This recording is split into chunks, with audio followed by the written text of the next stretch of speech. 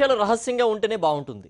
తెలుసో తెలియకో వాటి నుంచి బయటపడితే సమస్య ఊహించని కోణం నుంచి వచ్చి పడుతుంటుంది. పాపం మాట్లాడిన తర్వాత కానీ మిషన్ భగీరథ ఉపాధ్యక్షుడు ప్రశాంత్ రెడ్డికి ఆ విషయం తెలిసి రాలేదు.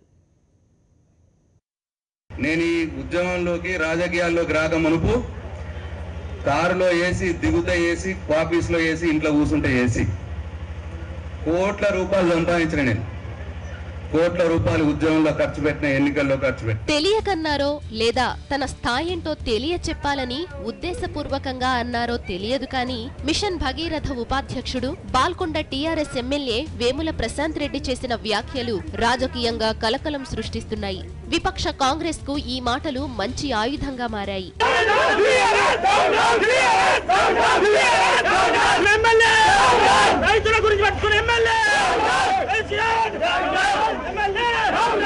సొంత మండలం వేల్పూర్లో ఈ మధ్య జరిగిన కొన్ని అభివృద్ధి కార్యక్రమాల్లో ఎమ్మెల్యే ప్రశాంత్ రెడ్డి పాల్గొన్నారు. ఈ సందర్భంగా ఓ గ్రామస్తులు ప్రశాంత్ రెడ్డి కాన్వాయ్ను అడ్డుకున్నారు. తమ గ్రామాన్ని పట్టించుకోవడం లేదని ఎమ్మెల్యేకు వ్యతిరేకంగా నినాదాలు చేశారు. చెక్ డ్యాం నిర్మాణం కోసం ఎన్నిసార్లు అడిగినా పట్టించుకోవడం లేదని ప్రశాంత్ రెడ్డిని నిలదీశారు. ఇది ఎమ్మెల్యే గారికి కోపం తెప్పించింది.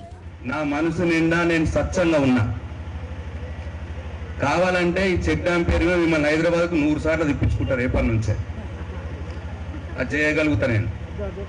ఇప్పుడు ఎవరైతే అక్కడ రోడ్డు గడ్డం పడి చెరువును చూస్తావా లేదా అన్నారో వాళ్ళు 100 సార్లు తిరగాలి హైదరాబాద్కి, అప్పుడే చెక్ డ్యాం అవుతుంది.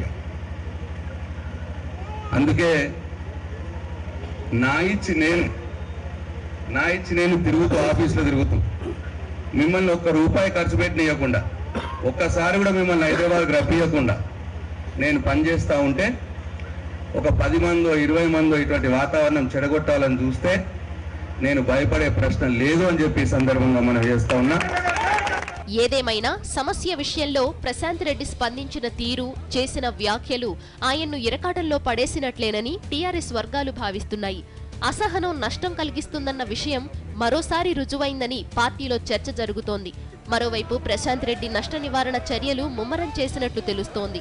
ఆందోళనకు దిగింది, నినాదాలు చేసింది కొంతమంది ఆకతాయిలంటూ గ్రామాభివృద్ధి కమిటీ కూడా తీర్మానం చేసినట్లు సమాచారం. విఘ్నేష్, కరస్పాండెంట్, నిజామాబాద్.